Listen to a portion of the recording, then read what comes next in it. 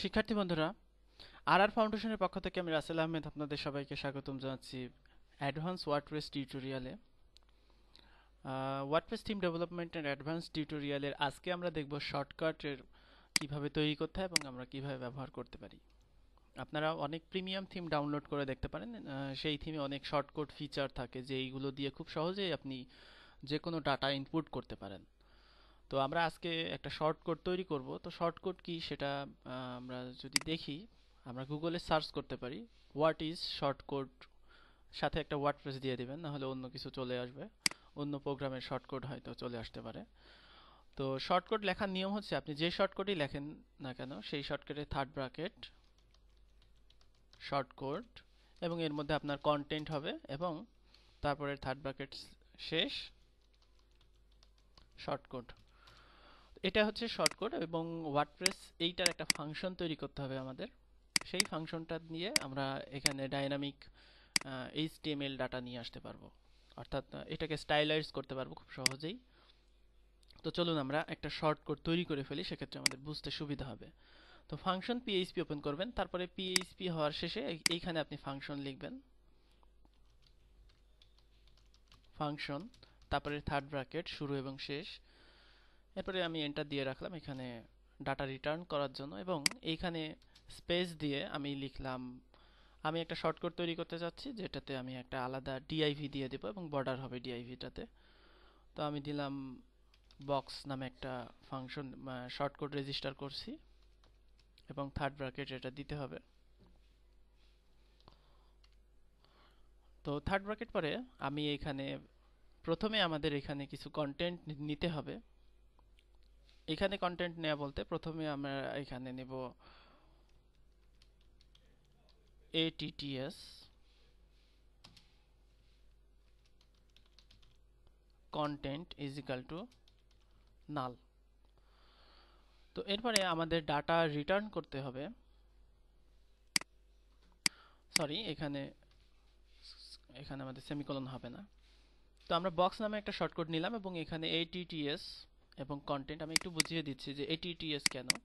Content হলো আমাদের content, এখানে আমরা যে কন্টেন্ট দেবো শর্টকাটের মধ্যে সেটা এখানে থাকবে এবং কন্টেন্ট ইজ ইকাল টু নাল, অর্থাৎ ডিফল্টভাবে এটা কোনো ডাটা হবে না। তারপরে এখানে আমাদের রিটার্ন করতে হবে, অর্থাৎ আমরা কি ডাটা পেতে চাই এইটা এই শর্টকাটের বদৌলতে। RETURN return. তারপরে আমাদের এইখানে আমরা এখানে কোটেশন দিয়ে এবার আমরা এখান থেকে ডাটা রিটার্ন করতে পারি, অর্থাৎ আমি চাচ্ছি বক্স হয়ে আমাদের কন্টেন্ট শো করবে, সেক্ষেত্রে আমরা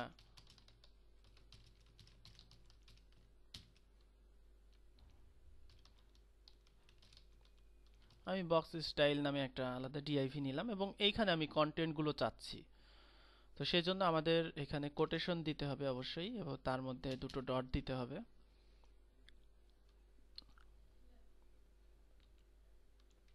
কোটেশন হবে ডটের মধ্যে।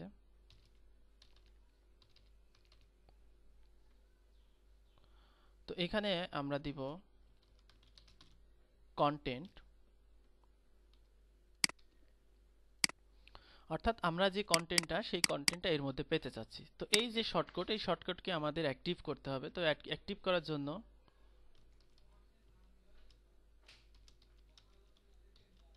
অ্যাড শর্টকাট এবং এর মধ্যে আমাদের শর্টকাটটা দিয়ে দিতে হবে, অর্থাৎ আমরা চাচ্ছি বক্স, বক্স অর্থাৎ বক্স নামে একটা আমরা শর্টকাট করেছি। তো আমরা বক্সের স্টাইল, এটার জন্য কিছু স্টাইল শিট যুক্ত করি তাহলে আমরা বুঝতে পারবো। অর্থাৎ টেমপ্লেটে আমরা সিএসএস যেটা পেয়েছি সেটাতে আমরা border 5 pixel solid,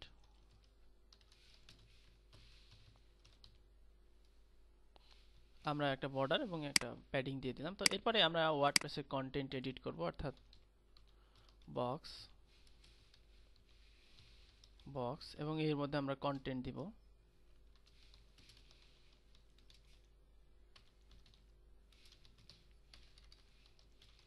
box style content. তো এটাকে আমরা এবার পাবলিশ করলাম।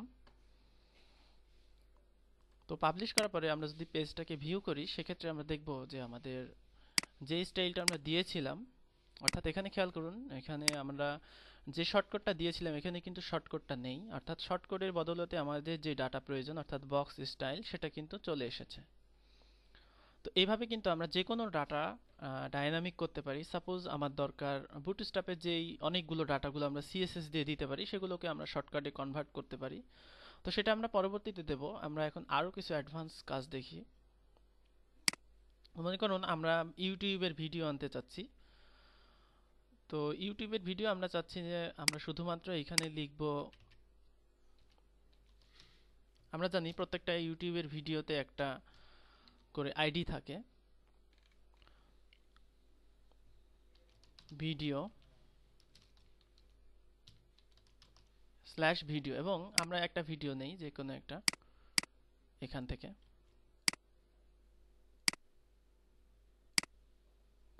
আমরা এর ভেতরে আইডিটা দিয়ে দেবো এবং আমরা চাচ্ছি যে এটা ভিডিওতে রূপান্তরিত হবে। তো এটা যদি আমরা আপডেট করে এখন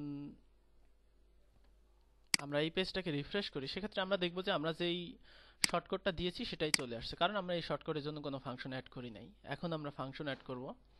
তো এই ভিডিওকে যদি আমরা এমবেড করতে চাই, তো এমবেড করার জন্য আমাদের যে কোডটা, সেই কোডটা আমরা এখান থেকে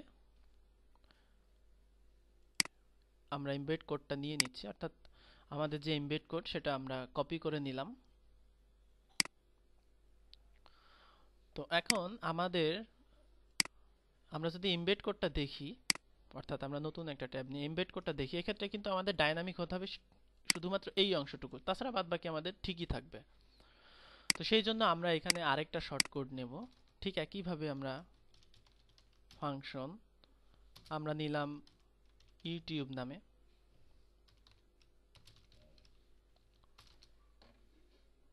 এবং এর মধ্যে আমরা atts content is equal to null। এরপরে আমরা ডাটা রিটার্ন করব। এর মধ্যে অবশ্যই কোটেশন দিয়ে ডাটা রিটার্ন করতে হবে, আমরা এটা দিয়ে দিলাম। এবং আমরা অ্যাড শর্টকাট,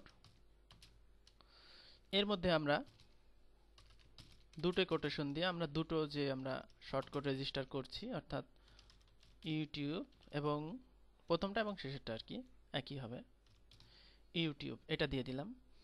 তো আমাদের এই ডাটাটুকু ডাইনামিক হওয়া প্রয়োজন। তো সেই জন্য আমরা এখানে দুটো কোটেশন নিলাম এবং তার মধ্যে দুটো ডট নিলাম। এরপরে আমরা এখানে কন্টেন্ট, অর্থাৎ আমাদের যে কন্টেন্ট আসবে সেটা এখানে ডাইনামিক হয়ে যাবে। তো এরপরে আমরা এটাকে কন্টেন্ট দিয়ে দিলাম এবং সেভ করে ফেললাম। তো তারপরে আমরা যদি আমাদের সাইট রিফ্রেশ করি, সেক্ষেত্রে আমরা দেখব এখানে আমাদের এখানে ইউটিউব নামে করেছি, ইউটিউব। তো তারপরে আমরা এখানে রিফ্রেশ করলাম। এখন খেয়াল করুন যে আমাদের কিন্তু একটা এখানে উইজেট চলে আসছে, অর্থাৎ একটা আইফ্রেম অটো চলে আসছে, যেটা আমরা ফাংশন দিয়ে ডিফাইন করে দিয়েছি। অর্থাৎ আমরা এখানে কিন্তু রিটার্নে ডাটাটা দিয়েছি এবং আমাদের যে ডাইনামিক ডাটাটা সেটা এখানে দিয়ে দিয়েছি। তো এইখানে আরও কিছু অ্যাট্রিবিউট যুক্ত করা যায়, অর্থাৎ আমাদের যে ভিডিও সাইজটা, এই সাইজটা আসছে এইখানে অ্যাট্রিবিউট, অর্থাৎ উইড। আমরা এটাকে সিএসএস দিয়েও করে দিতে পারি, অথবা আপনি যদি মনে করেন যে আপনি উইড বাড়াতে কমাতে চান, এইভাবে এখানে আপনি দিলেন উইড ইজ ইকাল টু, এখানে আপনি পিক্সেল ডিফাইন করে দিতে পারেন। তো সেটার জন্য আমাদের অ্যাট্রিবিউট ফাংশন ব্যবহার করতে হবে। তো সেই ফাংশনটার কাজ আমি আপনাদের পরে দেখাবো, কারণ এটা আপনাদের প্র্যাকটিস করতে হবে। এটা প্র্যাকটিস করার পরে আমরা একটা শর্টকাট, আরও যে শর্টকাটগুলো আছে বিভিন্ন স্টাইলাইজ করার জন্য, সেগুলো দেখব। তো আপনি যদি এখানে আরেকটা ব্যাপার আমি দেখিয়ে দিই, vimeo.com, অর্থাৎ আপনি চাচ্ছেন যে vimeo.com ভিমিও নামে আরেকটা করতে, সেটা আমি করে দেখাই। একই প্রসেস,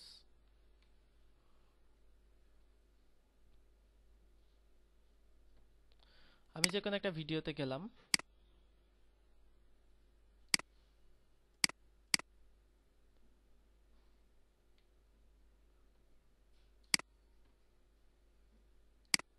আমি এখান থেকে এমবেড কোডটা কপি করে নিলাম। এরপরে ফাংশনে গেলাম, ফাংশন Vimeo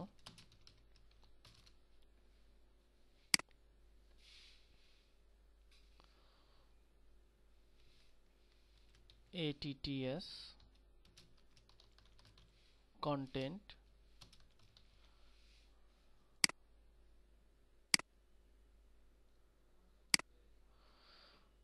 নাল করে দিলাম। এবার রিটার্ন আমরা এটা দিয়ে দিলাম এবং এইখানে আমাদের অর্থাৎ এইখানে আমাদের ডাইনামিক হবে, সেই জন্য আমরা এখানে কোটেশন ডাবল ডট তারপরে আমাদের $, কন্টেন্ট এটা দিয়ে দিতে হবে। এখানে আমরা কোটেশন দিতে ভুলে গেছি, এটা কিন্তু অবশ্যই ভুল হলে হবে না। কোটেশন আপনি ডাটা রিটার্ন করলে অবশ্যই আপনাকে সেটা কোটেশনের মধ্যে রিটার্ন করতে হবে, এই জিনিসটা খেয়াল করে নেবেন। এরপরে আমরা শর্টকাটটা রেজিস্টার করি, ওয়ার্ডপ্রেস হুকে দিয়ে দেই অ্যাড শর্টকাট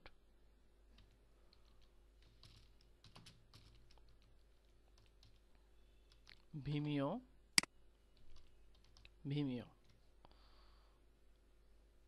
তো এখন আমরা যদি যে কোনো ভিডিও এমবেড করতে চাই, সাপোজ এখন আমরা এটাকে এমবেড করব, তো এটার যে লিংক খেয়াল করবেন, আমরা লিংকটা কপি করলাম, তো এখানেই